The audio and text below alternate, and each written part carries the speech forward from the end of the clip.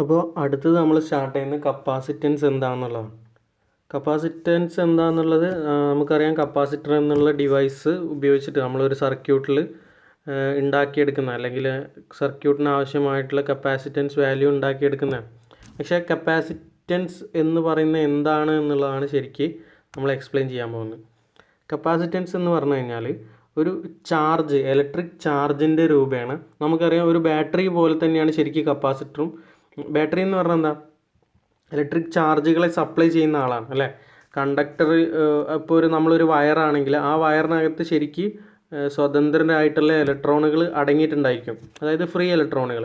അപ്പോൾ ആ ഫ്രീ ഇലക്ട്രോണുകളെ തള്ളിവിടാൻ വേണ്ടിയിട്ട് അല്ലെങ്കിൽ അനക്കി നീക്കാനൊക്കെ വേണ്ടിയിട്ടാണ് ശരിക്ക് നമ്മൾ ബാറ്ററി ഉപയോഗിക്കുന്നത്. അപ്പോൾ ബാറ്ററി എന്ന് പറഞ്ഞാൽ ശരിക്കും അതിനകത്തൊരു ഊർജ്ജം ശേഖരിച്ച് വെച്ചാണ്. അതുപോലെ തന്നെയാണ് കപ്പാസിറ്റൻസ് അല്ലെങ്കിൽ കപ്പാസിറ്റർ എന്ന് പറഞ്ഞ ഉപകരണം. കപ്പാസിറ്റർ എന്ന് പറഞ്ഞ ഉപകരണത്തിനകത്ത് ചാർജ് സ്റ്റോർ ചെയ്ത് വെച്ചിട്ടുണ്ടായിരിക്കും. അപ്പോൾ എബിലിറ്റി അല്ലെങ്കിൽ capacity to store energy in the form of electric charge. Electric ചാർജുകളുടെ രൂപത്തിൽ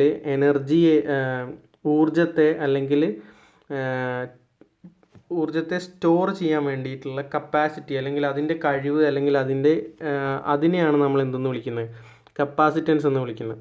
അപ്പോൾ കപ്പാസിറ്റൻസ് കൊടുക്കുന്ന മീൻസ് കപ്പാസിറ്റൻസ് എന്നുള്ള ആ ഒരു ഫിനോമിനൻ തരുന്ന ഒരു ഉപകരണമാണ് കപ്പാസിറ്റർ എന്നുള്ളത്.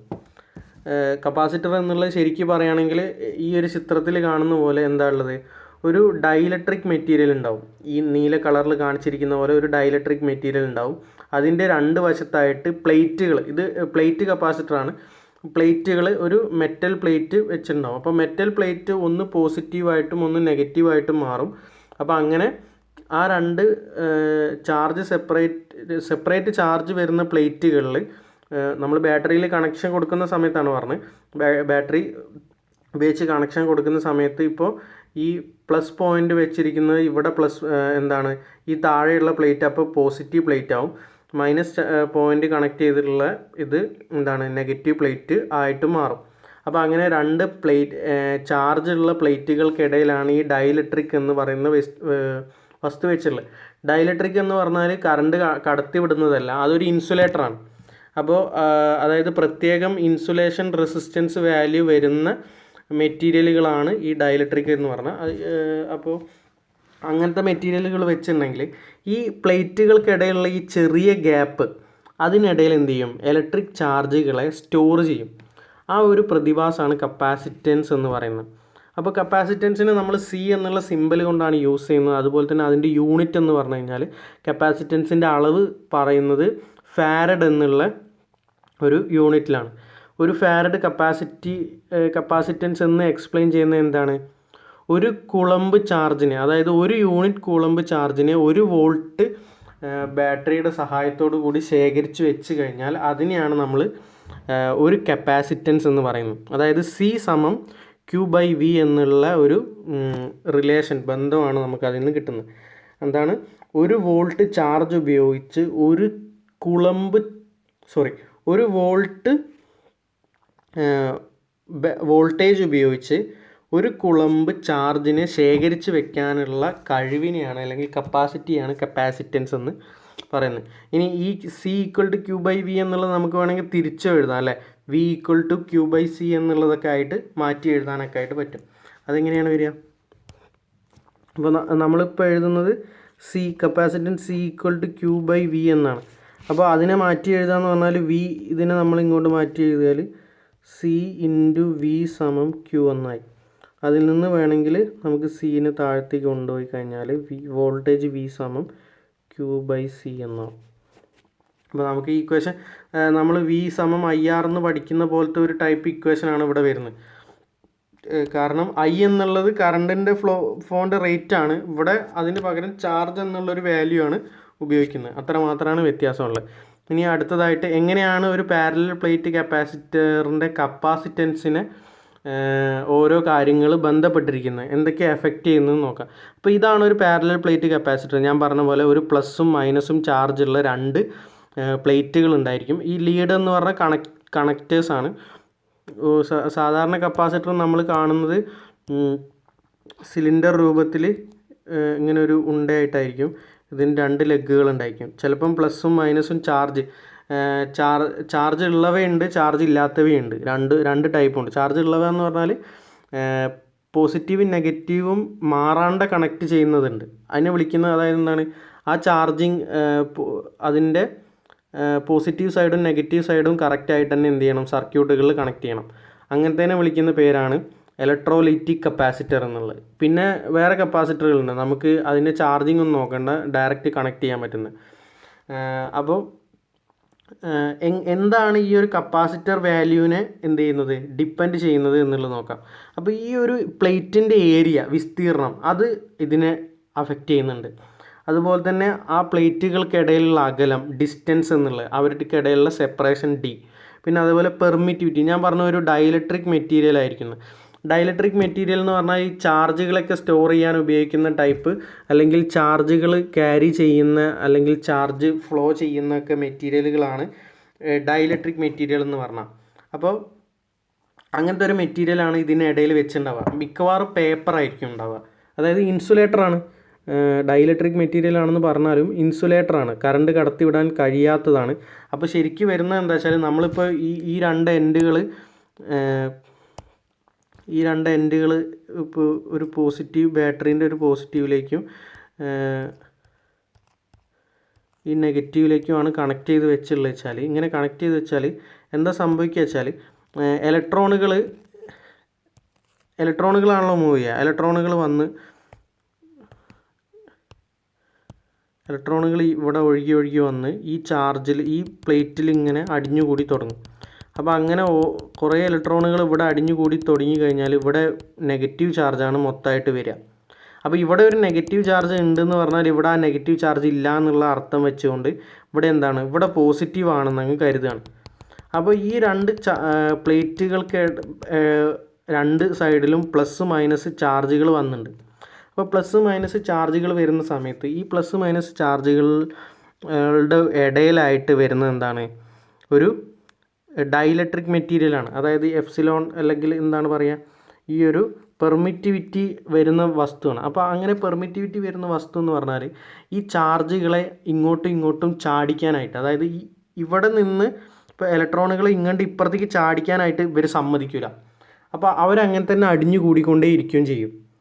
അപ്പോൾ അങ്ങനെ വരുന്ന ഒരു പ്രതിഭാസമാണ്. അങ്ങനെ എന്താ ചെയ്യുക, ആ ചാർജുകൾ അവിടെ സ്റ്റോർ ചെയ്ത് നിൽക്കും. അങ്ങനെയാണ് കപ്പാസിറ്റർ വർക്ക് ചെയ്യുന്നത്. ഇനി ഈ 3 കാര്യങ്ങൾ റിലേറ്റ് ചെയ്തുകൊണ്ട് തന്നെ ഇപ്പം ഞാൻ പറഞ്ഞിട്ടുള്ള എന്താണ്, ഏരിയ, അതിൻ്റെ വിസ്തീർണം, അതുപോലെ തന്നെ അതുകൾക്കിടയിലുള്ള പ്ലേറ്റുകളുടെ ദൂരം, അതുപോലെ തന്നെ പെർമിറ്റിവിറ്റി വാല്യൂ, എപ്സിലോൺ എന്നുള്ള വാല്യൂ വെച്ച് കഴിഞ്ഞാൽ നമ്മൾ കപ്പാസിറ്റൻസ് പറയുന്നത് C = എപ്സിലോൺ A/D ആണ്. നേരത്തെ നമ്മൾ ഇൻഡക്റ്റൻസ് പറഞ്ഞു A/L എന്നുള്ള സമവാക്യം പറഞ്ഞു. അതുപോലെ തന്നെയാണ് ഇവിടെ കപ്പാസിറ്റൻസിൻ്റെ ഒരു സമവാക്യം വരുന്നത്, C = എപ്സിലോൺ A/D എന്നുള്ളത്. ഇനി കപ്പാസിറ്റൻസിന് ഉപയോഗിക്കുന്ന മറ്റ് യൂണിറ്റുകൾ, ഞാൻ ഫാരഡ് എന്നുള്ള യൂണിറ്റ് ആണെന്ന് പറഞ്ഞു. പക്ഷേ ഫാരഡ് എന്നുള്ളത് ഉപയോഗിക്കാറില്ല. ഒരു ഫാരഡുള്ള കപ്പാസിറ്ററൊക്കെ വേണമെന്ന് പറഞ്ഞു കഴിഞ്ഞാൽ എത്രയാണ്, 5 അല്ലെങ്കിൽ 2 മീറ്ററൊക്കെ വൃത്തം വരുന്ന വലിയ കപ്പാസിറ്റർ വേണ്ടി വരും. നമ്മൾ സാധാരണ ഈ ഇതിലൊക്കെ ലാബിലും അതുപോലെ തന്നെ ഇലക്ട്രോണിക് ക്ലാസ്സിലൊക്കെ കണ്ടിട്ടുള്ള കപ്പാസിറ്ററുകൾ എന്ന് പറഞ്ഞാൽ ചെറിയ കപ്പാസിറ്ററുകളായിരിക്കും. അപ്പോൾ അതിൻ്റെയൊക്കെ അളവ് എന്ന് പറഞ്ഞാൽ വളരെ ചെറുതാണ്. അതായത് micro farad, പൈക്കോ farad, nano farad, അതായത് 10 ലക്ഷത്തിൽ ഒരു ഭാഗം, അല്ലെങ്കിൽ 10 ലക്ഷത്തിൽ ഒരു ഭാഗം, 10 കോടിയിൽ ഒരു ഭാഗം, അങ്ങനെയൊക്കെ വരുന്ന രീതിയിലാണ്. അത്രയും ചെറിയ വാല്യൂ ആയിരിക്കും വരിക. അതിന് നമ്മൾ വിളിക്കുന്നതാണ് ഈ നാനോ, പൈക്കോ എന്നൊക്കെ പറഞ്ഞിട്ടുള്ള ഈ അളവുകളാണ് അങ്ങനത്തെ ചെറിയ ഫാരഡ് അളവുകളെ കാണിക്കാൻ വേണ്ടിയിട്ട് നമ്മൾ പറയുന്നത്. അപ്പോൾ മൈക്രോ ഫാരഡ് എന്ന് പറഞ്ഞാൽ ഇവിടെ എഴുതിയിട്ടുണ്ട് 1 മൈക്രോ ഫാരഡ് 1 μF = 1 × 10⁻⁻6 ഫാരഡ്. അതായത് 1 ലക്ഷത്തിൽ ഒരു ഭാഗം എന്നാണ് 10⁻⁻6 എന്ന് പറയുന്നത്. അപ്പോൾ അത്രയും ചെറിയ അളവുകളാണ്. അതുപോലെ തന്നെ പൈക്കോ എന്ന് പറഞ്ഞാൽ 10⁻12 ഫാരഡാണ്. നാനോ എന്ന് പറയുമ്പോൾ 10⁻9. അത്രയും ചെറിയ അളവുകളാണ് വരുന്നത്. ഇനി അടുത്തത് പാരലൽ ഓപ്പറേഷനാണ്. കപ്പാസിറ്ററുകൾ സീരീസ് ആയിട്ടും പാരലായിട്ടും വെച്ച് കഴിഞ്ഞാൽ എങ്ങനെയാണ് പ്രവർത്തിക്കുന്നത് എന്നുള്ളത്. അതിന് മുന്നേ കപ്പാസിറ്ററുകളിൽ സ്റ്റോർ ചെയ്യുന്ന എനർജിയെ പറ്റിയിട്ട് നമ്മൾ നേരത്തെ ഇൻഡക്ടറിൽ സ്റ്റോർ ചെയ്യുന്ന എനർജിയെ പറ്റിയിട്ട് എന്താ പറഞ്ഞത്? Energy stored is equal to half Li² എന്നാണ് പറഞ്ഞത്. അതുപോലെ തന്നെ ഒരു കപ്പാസിറ്ററിൻ്റെ ഇടയിൽ ചാർജുകൾ സ്റ്റോർ ചെയ്യുന്നുണ്ടെന്ന് പറഞ്ഞു. അപ്പോൾ ആ ചാർജുകൾ സ്റ്റോർ ചെയ്യുന്നതിൻ്റെ എനർജി, ഊർജ്ജം എത്രയാണെന്നുള്ളത് പറയുന്നത്, അതിനുള്ള സമവാക്യം എന്ന് പറഞ്ഞാൽ ഹാഫ് CV² ആണ്. അതായത് എന്താണ്, ഇപ്പോൾ ഒരു കപ്പാസിറ്റർ നമ്മൾ കണക്ട് ചെയ്തിട്ടുണ്ട്, വി എന്നുള്ള വോൾട്ടേജിന് അക്രോസ് ആയിട്ടാണ് നമ്മൾ കണക്ട് ചെയ്തിട്ടുള്ളത്. അങ്ങനെയാണെന്നുണ്ടെങ്കിൽ സി എന്നുള്ള കപ്പാസിറ്റൻസ് വാല്യൂ ആണെന്നുണ്ടെങ്കിൽ ഇതിനകത്ത് സ്റ്റോർ ചെയ്തിട്ടുള്ള ഊർജ്ജം എന്ന് പറഞ്ഞു കഴിഞ്ഞാൽ half into C into V² എന്നുള്ള ഒരു അളവായിരിക്കും വരിക. അപ്പോൾ വി എന്ന് പറഞ്ഞാൽ എന്താണ്, കപ്പാസിറ്ററിൻ്റെ അക്രോസ് ആയിട്ടുള്ള വോൾട്ടേജുമാണ് വരുന്നത്. അപ്പോൾ ഇങ്ങനെയാണ് ഇത് ഞാൻ ഇതിൽ ചേർക്കാൻ വിട്ടുപോയതാണ്. അപ്പോൾ എനർജി എന്നുള്ളത് എന്താണ്, energy stored inside A capacitor, energy stored inside എന്ന് വേണ്ട, ബിറ്റ്വീൻ ദി പ്ലേറ്റ്സ് ഓഫ് കപ്പാസിറ്ററിന് മതി. അതാണ് അതിനുള്ള സമവാക്യമാണ് energy W is equal to half CV² എന്നുള്ളത്. ഇനി അടുത്തത് നമ്മൾ പറയുന്നത് പാരലൽ ഓപ്പറേഷനും അല്ലെങ്കിൽ സീരീസ് ഓപ്പറേഷനും. ഒരു കപ്പാസിറ്ററുകൾ സീരീസ് ആയിട്ടും പാരലായിട്ടും കണക്ട് ചെയ്യുകയാണെങ്കിൽ ടോട്ടൽ കപ്പാസിറ്റൻസ് വാല്യൂ എത്രയായിരിക്കും എന്നുള്ളത്. അപ്പോൾ റെസിസ്റ്റൻസുകളെ പോലെയും അല്ലെങ്കിൽ ഇൻഡക്ടറുകളെ പോലെയും അല്ല, ഒരു ചെറിയ വ്യത്യാസം കപ്പാസിറ്ററിൻ്റെ വാല്യൂസിന് ഉണ്ട്. അപ്പോൾ സീരീസ് ആയിട്ട് കണക്ട് ചെയ്ത കപ്പാസിറ്ററുകളുടെ ടോട്ടൽ കാണുന്ന സമയത്ത് നമുക്ക് കിട്ടുന്നത് എങ്ങനെയാണ്, 1/CT എന്നുള്ളത്. അതായത് ടോട്ടൽ കപ്പാസിറ്റൻസിൻ്റെ ടോട്ടൽ കപ്പാസിറ്റൻസ് എന്ന് പറയുമ്പോൾ 1/C1 + 1/C2 + എക്സെട്ര 1/Cn അങ്ങനത്തെ ഒരു സമവാക്യമായിരിക്കും കിട്ടുന്നത്. അതായത് ഓരോരുത്തരുടെ റെസിപ്രോക്കൽ എടുത്ത് ആഡ് ചെയ്ത് കഴിഞ്ഞാലാണ് നമുക്ക് സീരീസ് കണക്ഷൻ കിട്ടുക. റെസിസ്റ്റൻസിൻ്റെ നേരെ തിരിച്ചായിരുന്നു, എന്താണ്, R1 + R2 + R3 അങ്ങനെയായിരുന്നു വരിക. ഇൻഡക്റ്റൻസ് ആയാലും ഈ ഒരു സമവാക്യം L1 + L2 + അങ്ങനെ ആ ഒരു രീതിയായിരുന്നു വരുന്നത് സീരീസിന്. പക്ഷേ ഇവിടെ കപ്പാസിറ്റൻസിൻ്റെ സീരീസ് കണക്ഷൻ നോക്കുന്ന സമയത്ത് നമുക്ക് ടോട്ടൽ കപ്പാസിറ്റൻസ് വാല്യൂ കണ്ടുപിടിക്കാനായിട്ട്, ഈ ടോട്ടൽ കപ്പാസിറ്റൻസ് വാല്യൂ എന്ന് പറയുന്നത്, ഇപ്പോൾ നമ്മളിവിടെ C1 C2 C3 എന്നുള്ള 3 കപ്പാസിറ്റർ വെച്ചിട്ടുണ്ട്. അപ്പോൾ ആ 3 കപ്പാസിറ്റർക്ക് പകരം നമ്മൾ ഒരൊറ്റ കപ്പാസിറ്ററാണ് ഉപയോഗിക്കുന്നത്. അങ്ങനെയാണ് എന്നുണ്ടെങ്കിൽ എന്തായിരിക്കും ഇതിൻ്റെ വാല്യൂ എന്നുള്ളതാണ് CT പറയുന്നത്. അപ്പോൾ ഈ CT എന്ന് പറഞ്ഞു കഴിഞ്ഞാൽ എന്താണ്, 1/C1 1/CT എന്ന് പറഞ്ഞു കഴിഞ്ഞാൽ C1 + C2 + 1/C3 എന്നുള്ള ഇത്രയായിരിക്കും വരിക. അപ്പോൾ ഈ അളവ് ഇതെല്ലാം കൂടി ആഡ് ചെയ്ത് കഴിഞ്ഞാൽ CT എന്നുള്ളത് കണ്ടുപിടിക്കാൻ പറ്റും ഇതിന്. അപ്പോൾ ഈ 3 കപ്പാസിറ്റർ വെക്കുന്നതിന് പകരം നമുക്ക് ഒരൊറ്റ കപ്പാസിറ്റർ വെക്കുകയാണെങ്കിൽ അതിൻ്റെ അളവ് എത്രയായിരിക്കും എന്നുള്ളതാണ് പറയുന്നത്. അതുപോലെ തന്നെ നേരത്തെ നമ്മൾ ഇൻഡക്ടറിലും അങ്ങനെ തന്നെയാണ് പറയുന്നത്. നമ്മൾ ഒരുപാട് ഇൻഡക്ടറുകൾ വെക്കുന്നതിന് പകരം L1 L2 L3 എന്നുള്ള ഒരുപാടെണ്ണം വെക്കുന്നതിന് പകരം എന്ത് വെച്ചാൽ മതി, ഒരൊറ്റ സിംഗിൾ ഇൻഡക്ടർ കോയിലാണ് വെക്കുന്നതെങ്കിൽ ആ ഇൻഡക്ടറിൻ്റെ വാല്യൂ എത്ര ആയിരിക്കണം എന്നുള്ളതാണ്. പിന്നെ നമ്മൾ എന്ത് ചെയ്യുന്നത്, കൺവേർട്ട് ചെയ്യുന്നത് സീരീസ് കണക്ഷൻ ആണെന്നുള്ള സമയത്ത് ഇത് മൊത്തം ആഡ് ചെയ്തിട്ടുള്ള ഒറ്റ വാല്യൂ ആയിരിക്കും വരിക. അപ്പോൾ അതാണ് ഇവിടെ പറയുന്നത്, സീരീസ് കണക്ഷൻ ആകുമ്പോഴും പാരലൽ കണക്ഷൻ ആകുമ്പോഴും. ഇനി ഇതേപോലെ തന്നെ പാരലൽ കണക്ഷൻ ആകുമ്പോൾ കപ്പാസിറ്റൻസിൻ്റെ വാല്യൂ C1 C2 C3 അങ്ങനെയുള്ള കുറച്ച് കപ്പാസിറ്റർ നമ്മൾ പാരലായിട്ട് കണക്ട് ചെയ്ത് വെച്ചിട്ടുണ്ട്. അപ്പോൾ അങ്ങനെ പാരലായിട്ട് കണക്ട് ചെയ്ത് വയ്ക്കുമ്പോൾ ടോട്ടൽ കപ്പാസിറ്റൻസ് വാല്യൂ നോക്കുക എത്രയാണ്, C1 + C2 + C3 എന്തായി സാധാരണ പോലെ ആഡ് ചെയ്ത് വന്നാൽ മതി.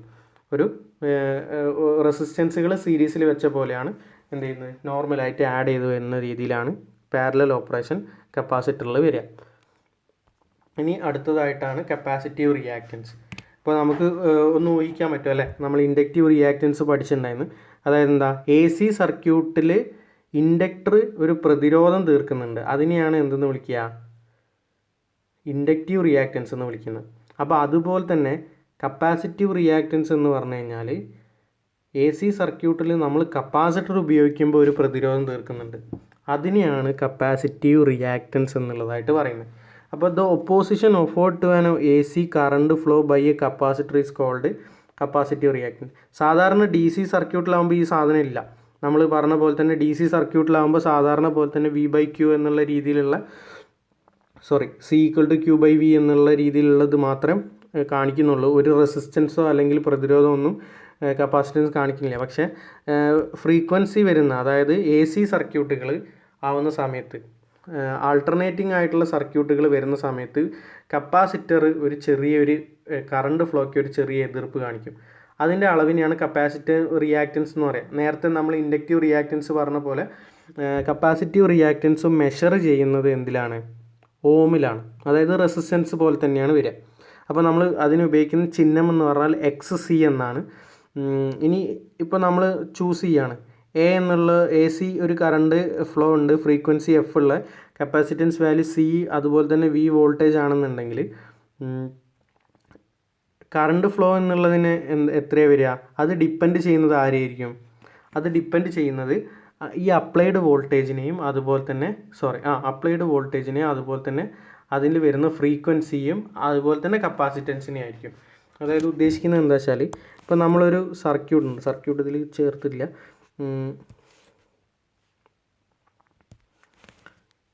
ഇങ്ങനെ ഒരു സർക്യൂട്ടാണ് നമ്മൾ ഉപയോഗിക്കുന്നത്. ഒരു AC സർക്യൂട്ടാണ്.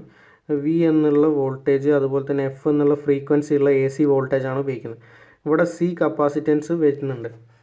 ഇതിൻ്റെ കൂടെ വേറെ എന്തെങ്കിലുമൊക്കെ ഉണ്ടെന്ന് വിചാരിക്കുക. പക്ഷേ ഇപ്പോൾ നമ്മൾ വേണ്ടത് എന്താണ്? ഇപ്പോൾ ഇവിടെയുള്ള C എന്നുള്ള കപ്പാസിറ്റൻസ് ശരിക്കും ഇതിലൂടെ ഒരു I എന്നുള്ള കറണ്ട് ഒഴുകുന്നുണ്ടെങ്കിൽ അതിനെ ഒഴുകാനായിട്ടൊരു പ്രതിരോധം തീർക്കും. പ്രതിരോധം എന്ന് ഉദ്ദേശിക്കുന്നത് ഇത്ര മാത്രമാണ്. എന്താണ്? നമ്മൾ DC സർക്യൂട്ട് പറഞ്ഞ സമയത്ത് 5 വോൾട്ട് ബാറ്ററി ഒഴുകുന്ന ഈ സർക്യൂട്ടിൽ പ്രതിരോധം എന്ന് പറഞ്ഞ റെസിസ്റ്ററാണ്. 2 ആംപിയറിൻ്റെ റെസിസ്റ്റർ, 2 ഓമിൻ്റെ റെസിസ്റ്റൻസ് ആണെന്നുണ്ടെങ്കിൽ എന്താണ്?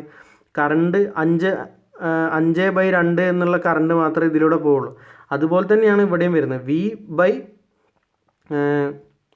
V ബൈ റെസിസ്റ്റൻസ് എന്നുള്ള ഇവിടെ ഒരു റെസിസ്റ്റൻസ് ഉണ്ട്. ആ റെസിസ്റ്റൻസ് ആണ് XC. അപ്പോൾ ആ ഒരു കറണ്ടിനെ ലിമിറ്റ് ചെയ്യുന്ന ഒരാൾ മാത്രമാണ് കപ്പാസിറ്റീവ് റിയാക്റ്റൻസ് എന്നുള്ളത്. അപ്പോൾ ഇവിടെ നോക്കിക്കഴിഞ്ഞാൽ ഈ കപ്പാസിറ്റീവ് റിയാക്റ്റൻസ് പറയുന്നത് current flow through a capacitor is dependent. എന്തിനൊക്കെയാണ് ഡിപ്പെൻഡ് ചെയ്തിരിക്കുന്നത്? നമ്മൾ കൊടുക്കുന്ന ഫ്രീക്വൻസിയെയും അതുപോലെ തന്നെ അവിടെ നമ്മൾ ഉപയോഗിക്കുന്ന കപ്പാസിറ്റൻസ് വാല്യൂവിനെയാണ് എന്ത് ചെയ്യുന്നത്? ഈ ഒരു AC സർക്യൂട്ടിലൂടെ ഒഴുകുന്ന കറണ്ട് ഡിപ്പെൻഡ് ചെയ്യുന്നത്. അപ്പോൾ അതിനായിട്ടുള്ള ഗ്രാഫാണ് നമ്മളിവിടെ കാണിച്ചിട്ടുള്ളത്.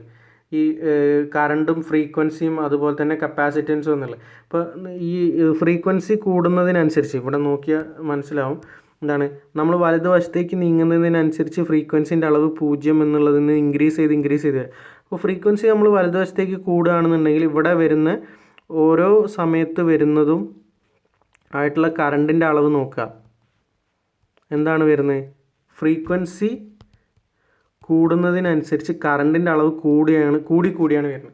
അതായത് അതിൽ നിന്ന് എന്താ മനസ്സിലാക്കാനുള്ളത്? ഇപ്പോൾ നമ്മൾ ഫ്രീക്വൻസി തീരെ ഇല്ല എന്ന് പറഞ്ഞു കഴിഞ്ഞാൽ അവിടെ കറണ്ട് ഒഴുക്ക് ഇല്ല എന്നാണ്. അതായത് ഫ്രീക്വൻസി തീരെ ഇല്ല എന്ന് പറഞ്ഞാൽ ശരിക്കും നമ്മൾ ഉദ്ദേശിക്കുന്നത് DC ആണല്ലേ, AC അല്ല, DC ആണ്. അപ്പോൾ DC സർക്യൂട്ടിൽ ഈ ഒരു കപ്പാസിറ്റർ തീർക്കുന്ന പ്രതിരോധം എന്ന് പറഞ്ഞാൽ മാക്സിമം ആണ്. കാരണം എന്താ? DC സർക്യൂട്ടിൽ ഫ്രീക്വൻസി 0 ആണ്. 0 ഫ്രീക്വൻസി ആവുന്ന സമയത്ത് ഇതിലൂടെ കറണ്ട് ഒഴുകുന്നുണ്ടോ? ഇല്ല. ഈ കറണ്ട് ഒഴുകുന്ന എവിടെയാണ്? 0ലാണ് കിടക്കുന്നത്. അപ്പോൾ ഒരു DC സർക്യൂട്ടിൽ നമ്മൾ കപ്പാസിറ്റർ വെച്ചിട്ടുണ്ടെങ്കിൽ DC സർക്യൂട്ടിൽ കപ്പാസിറ്റർ വെക്കുക എന്ന് പറയുമ്പോൾ എങ്ങനെയാണ്? ഇവിടെ ഒരു ഇതുണ്ട്, ബാറ്ററി ഉണ്ട്.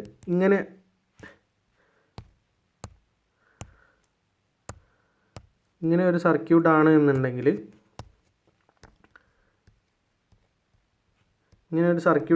ഇതിലൂടെ കറണ്ട് പോകുന്നില്ല. അതായത് DC കറണ്ടിനെ കൃത്യമായിട്ട് എന്ത് ചെയ്യും? ബ്ലോക്ക് ചെയ്യുന്ന ആളാണ് കപ്പാസിറ്റർ. DC കറണ്ടിനെ ബ്ലോക്ക് ചെയ്യുന്ന ആളാണ് കപ്പാസിറ്റർ. പക്ഷേ AC കറണ്ട് ആവുന്ന സമയത്തോ AC കറണ്ടിന് എന്തുണ്ട്? ഫ്രീക്വൻസീൻ്റെ വാല്യൂ ഉണ്ട്. ഓക്കെ. അപ്പോൾ ഈ ഒരു ഇതിൽ നിന്ന് തന്നെ ഗ്രാഫിൽ നിന്ന് തന്നെ മനസ്സിലാക്കുക, ഫ്രീക്വൻസി ഇൻക്രീസ് ചെയ്യുന്നതിനനുസരിച്ച് വലതുവശത്തേക്ക് കൂടി വരുന്നതിനനുസരിച്ച് ഓരോ പോയിന്റിലും വരുന്ന കറണ്ടിൻ്റെ അളവ് എന്താണ്? കൂടിയാണ് വരുന്നത്. അപ്പോൾ ഫ്രീക്വൻസി ആണ് എന്തിനെ ഡിപ്പെൻഡ് ചെയ്തിരിക്കുന്നത്? XC എന്നുള്ള ഇതിനെ ഡിപ്പെൻഡ് ചെയ്തിട്ടുണ്ട്. അതിനുള്ള സമവാക്യമാണ് XC = 1/2πfc എന്നുള്ള സമവാക്യം. അപ്പോൾ ഈ സമവാക്യം ശരിയാണല്ലേ? ഫ്രീക്വൻസി 0 ആയിക്കഴിഞ്ഞാൽ ഇവിടെ മാക്സിമം റെസിസ്റ്റൻസ് ആയിരിക്കും എന്നുള്ളത് ക്ലിയറാണ്. മാക്സിമം റെസിസ്റ്റൻസ് എന്ന് പറഞ്ഞാൽ ഇപ്പോൾ 1/2π0c എന്ന് പറഞ്ഞാൽ 1/0 എന്നുള്ളതാണ് വരിക. 1/0 എന്ന് പറഞ്ഞാൽ അനന്തം, ഇൻഫിനിറ്റിയാണ് വരിക. അതായത് മാക്സിമം എന്നുള്ള രീതിയിൽ. ഒന്നിൽ എത്ര പൂജ്യം ഉണ്ടെന്ന് ചോദിക്കുന്ന പോലെ തന്നെ അനേകം പൂജ്യങ്ങളുണ്ട്. അപ്പോൾ എക്സ് സി മാക്സിമം ആയിട്ടാണ് വരിക. പിന്നെ ഇനി കപ്പാസിറ്റീവ് റിയാക്റ്റൻസ്, അപ്പോൾ എന്താണ്, current flow through a capacitor is directly proportional to frequency and capacitance. The opposition to current flow is by the capacitor is inversely proportional to frequency and voltage. Current voltage അല്ലല്ലോ, capacitance inversely. അതിനുള്ള സമവാക്യമാണ് X C സമം 1/2πfc എന്ന് പറഞ്ഞ്. ഇനി നമ്മൾ നേരത്തെ പറഞ്ഞ കാര്യം ഇവിടെ ഒന്നുകൂടി പറയുകയാണ്. Capacitive reactance X C expressed in ohms, അത് ഓംസിലാണ് കാണിക്കൽ. അതുപോലെ തന്നെ അത് റെസിസ്റ്റൻസ് പോലെ തന്നെയാണ് എ സി കറണ്ടിനെ ലിമിറ്റ് ചെയ്യുന്നതാണ് ഇത് ചെയ്യുന്നത്. പിന്നെ frequency become zero, frequency zero ആവുന്ന സമയത്ത്, അതായത് ഡി സി കറണ്ട് ആവുന്ന സമയത്ത് കപ്പാസിറ്റീവ് റിയാക്റ്റൻസ് മാക്സിമം ആയിരിക്കും. അതുകൊണ്ട് തന്നെ D C current for D C current to a capacitor the resistance offered is infinite, അനന്തമായിട്ടുള്ള റെസിസ്റ്റൻസ് ആയിരിക്കും ഓഫർ ചെയ്യുന്നത്. ഇനി അടുത്തത് effect of inductor and capacitor in A C circuit. A C സർക്യൂട്ടിലും D C സർക്യൂട്ടിലും എന്താണ് എഫക്റ്റ് വരുന്നത്? നമ്മളിപ്പോൾ രണ്ടും പറഞ്ഞു, ഇൻഡക്ടറും അതുപോലെ തന്നെ കപ്പാസിറ്ററും ഒന്ന് മൊത്തമായിട്ട് പറഞ്ഞു. അപ്പോൾ ഇൻഡക്ടറിൻ്റെ എഫക്റ്റ് എന്താണെന്നുള്ളത് ഒന്ന് നോക്കാം. ആദ്യമായിട്ട് ഇൻഡക്ടറിൻ്റെ എഫക്റ്റ് പറയുന്നത്, എ സി സർക്യൂട്ടിൽ ഇൻഡക്ടർ ഓഫേഴ്സ് എന്താണ്, resistance to the current flow. ആ റെസിസ്റ്റൻസിനെ നമ്മൾ വിളിക്കുന്ന പേരാണ് എക്സ് എൽ, ഇൻഡക്റ്റീവ് റിയാക്റ്റൻസ് എന്നുള്ളത്. അപ്പോൾ എക്സ് എല്ലിൻ്റെ സമവാക്യമാണ് 2πfL എന്നുള്ളത്. അപ്പോൾ ഇൻഡക്റ്റീവ് റിയാക്റ്റൻസ് ആണ് ഒരു എ സി സർക്യൂട്ടിൽ ഇൻഡക്ടർ കൊടുക്കുക. പക്ഷേ നേരെ മറിച്ച് ഡി സി സർക്യൂട്ടിൽ എന്താ കൊടുക്കുക? ഡി സി സർക്യൂട്ടിൽ ആ റെസിസ്റ്റൻസ് മാത്രമേ കൊടുക്കുകയുള്ളൂ. അതാണ്ട് ഡി സി സർക്യൂട്ടിൽ ഇൻഡക്ടർ ഒരു ഷോർട്ട് സർക്യൂട്ട് പോലെയാണ് ആക്ട് ചെയ്യുക. അതായത് ഇപ്പോൾ നമ്മളൊരു ബാറ്ററിക്കൊപ്പം ഒരു ഇൻഡക്ടർ കൊടുത്തു, ഒരു ബൾബ് ഉണ്ടെന്ന് വിചാരിക്കാം. അങ്ങനെയുള്ള ഒരു സർക്യൂട്ട് ആണെന്നുണ്ടെങ്കിൽ ഈ സർക്യൂട്ട് ഇൻഡക്ടർ ഉണ്ടെങ്കിലും, അതായത് ഡി സി ആയതുകൊണ്ട് തന്നെ ഇൻഡക്ടർ ഉണ്ടെങ്കിലും എങ്ങനെ വരച്ചാൽ മതി? ഒരു സാധാ ബാറ്ററിയും ഒരു ബൾബും വരച്ചാൽ മതി. കാരണം എന്താ, ഇവിടെ ഒരു വയർ കണക്ട് ചെയ്ത പോലത്തെ അനുഭവം എന്നല്ല, ഒരു പ്രതീതി മാത്രമാണ് എന്തുണ്ടാവുക ഈ ഒരു സർക്യൂട്ടിൽ ഉണ്ടാവുക. അപ്പോൾ ഇൻഡക്ടർ എന്താ ചെയ്യുന്നേ ഉള്ളൂ, ഇവിടെയുള്ള ഇതിനെ എന്താക്കി മാറ്റുന്നുള്ളൂ, ഇൻഡക്ടറിന് പകരം നേരെ സാധാരണ പോലെ ഒരു വയർ കണക്ട് ചെയ്ത പ്രതീതി എങ്ങനെയാണോ അതുപോലെ തന്നെയായിരിക്കും ഇൻഡക്ടർ ഡി സി സർക്യൂട്ടിൽ വരുന്ന സമയത്ത്. പക്ഷേ എ സി സർക്യൂട്ടിൽ വരുമ്പോൾ വേറെ രീതിയിലാണ് വരിക. എങ്ങനെയാണ് വരിക? എ സി സർക്യൂട്ടിൽ വരുമ്പോൾ ഒരു പ്രതിരോധം തീർക്കുന്നുണ്ട്. ആ പ്രതിരോധത്തിൻ്റെ ഇക്വേഷനാണ് 2πfL എന്നുള്ളത്. എക്സ് എല്ലിൻ്റെ സമവാക്യം 2πfL എന്നുള്ളത്. അത് ആരൊക്കെ ഡിപ്പെൻഡ് ചെയ്തിട്ടുള്ളത്? അതായത് ഫ്രീക്വൻസി, നമ്മൾ എത്ര ഫ്രീക്വൻസി നമ്മൾ സർക്യൂട്ടിൽ ഉപയോഗിക്കുന്നുണ്ട് എന്നുള്ള അളവും അതുപോലെ തന്നെ ഇൻഡക്റ്റൻസ് വാല്യൂവിനെയും സംബന്ധിച്ചിട്ടാണ് എന്ത് വരിക, ഇൻഡക്ടറിൻ്റെ റെസിസ്റ്റൻസ് എ സി സർക്യൂട്ടിൽ വരിക. ഇനി എ സി സർക്യൂട്ടിലെ കപ്പാസിറ്റർ എ സി സർക്യൂട്ടിൽ കൊടുക്കുന്ന പ്രതിരോധത്തെയാണ് കപ്പാസിറ്റീവ് റിയാക്റ്റൻസ് എന്ന് പറയുന്നത്. അതിൻ്റെ അളവാണ് 1/2πfc എന്ന് പറയുന്ന ഭാഗം. അത് ഫ്രീക്വൻസീനെ എന്താണ് സമാനമായിട്ടാണ് വരിക. അതായത് ഫ്രീക്വൻസീനെ ഡിപ്പെൻഡ് ചെയ്തിട്ടാണ്. അതുപോലെ തന്നെ ഫ്രീക്വൻസീനെ ഡിപ്പെൻഡ് ചെയ്യുന്നുണ്ട്, കപ്പാസിറ്റൻസിനെ ഡിപ്പെൻഡ് ചെയ്യുന്നുണ്ട്, എഫിനെയും സിനെയും ഡിപ്പെൻഡ് ചെയ്യുന്നുണ്ട്. അങ്ങനെയാണ് അത് വരുന്നത്. അതുകൊണ്ട് തന്നെ ഡി സി സർക്യൂട്ടിൽ ഫ്രീക്വൻസി 0 ആയതുകൊണ്ട് 1/2πfc എന്നുള്ളതിൽ ഇത് 0 ആവുന്ന സമയത്ത് ഈ മൊത്തം അളവ് എന്താവും, ഇൻഫിനിറ്റ് എന്നുള്ളതായിട്ട് മാറും. അതായത് ശരിക്കും ഡി സിയിൽ നമ്മൾ ഒരു കപ്പാസിറ്റർ കണക്ട് ചെയ്താൽ ഇതിലൂടെ ഒരു കറണ്ട് ഒഴുക്ക് ഉണ്ടാവില്ല, അത് ബ്ലോക്കായിട്ട് നിൽക്കുകയായിരിക്കും ചെയ്യുക. ആ ഒരു സംഗതിയാണ് പറയുന്നത്. അങ്ങനെ കറണ്ട് ഒഴുക്ക് ഇല്ല എന്നുള്ളതിന് പറയുന്നതാണ് ഓപ്പൺ സർക്യൂട്ട് എന്ന്. അപ്പോൾ D C capacitor connected in A D C circuit give open circuit. അതുപോലെ തന്നെ capacitor connected in A C circuit gives short circuit. ഒന്നുകൂടെ പറയാം. കപ്പാസിറ്റർ ഇൻ എ സി ആവുമ്പോൾ സാധാരണ എക്സ് സി റിയാക്റ്റൻസും, ഡി സി ആവുമ്പോൾ infinite X C റെസിസ്റ്റൻസും, ഇവിടെ infinite റെസിസ്റ്റൻസും ആണ് വരിക. ഇനി ഇവിടെയോ ഇൻഡക്റ്റർ എ സിയിലാണെന്നുണ്ടെങ്കിൽ എക്സ് എൽ എന്നുള്ള റെസിസ്റ്റൻസ് ഉണ്ടായിരിക്കും. പക്ഷേ ഡി സിയിലാവുന്ന സമയത്തോ 0 റെസിസ്റ്റൻസ് ആണ് ഉണ്ടാവുക. അതിനെ നമ്മൾ പറയുന്നത് ആ സീറോ റെസിസ്റ്റൻസ് എന്ന് പറയുന്നതിനെയാണ് ഷോർട്ട് സർക്യൂട്ട് എന്ന് പറയുന്നത്. ഇവിടെ നമ്മൾ പറയുന്നതോ ഇൻഫിനിറ്റ് റെസിസ്റ്റൻസ് എന്ന് പറഞ്ഞാൽ ഓപ്പൺ സർക്യൂട്ട് എന്ന് പറഞ്ഞാൽ, അതായത് ശരിക്കും ഉദ്ദേശിക്കുന്നത് എന്താ, അവിടെ വയർ ജോയിൻ ചെയ്യാത്ത രീതിയിൽ വെച്ച് കഴിഞ്ഞാൽ എങ്ങനെയായിരിക്കും. അപ്പോൾ ബാറ്ററീൻ്റെ ഇടയിൽ ഇവിടെ ഒരു കപ്പാസിറ്റർ കണക്ട് ചെയ്തിട്ടുണ്ടായിരുന്നു. ഈ കപ്പാസിറ്റർ ഇവിടുന്ന് ഒഴിവാക്കി കഴിഞ്ഞാൽ എങ്ങനെയായിരിക്കും ഉണ്ടാവുക, ഇവിടെ വയറുകൾ തമ്മിൽ വെറുതെ ജോയിൻ ചെയ്യാതെ ഇട്ട പോലെ. അതാണ് ഇൻഫിനിറ്റ് റെസിസ്റ്റൻസ് എന്ന് പറയുന്നത്. ഈ കണ്ടീഷനാണ് ഇൻഡക്ടറും കപ്പാസിറ്ററും ഒരു AC സർക്യൂട്ടിൽ നമുക്ക് ഉണ്ടാക്കി തരുന്നത്. Thank you all.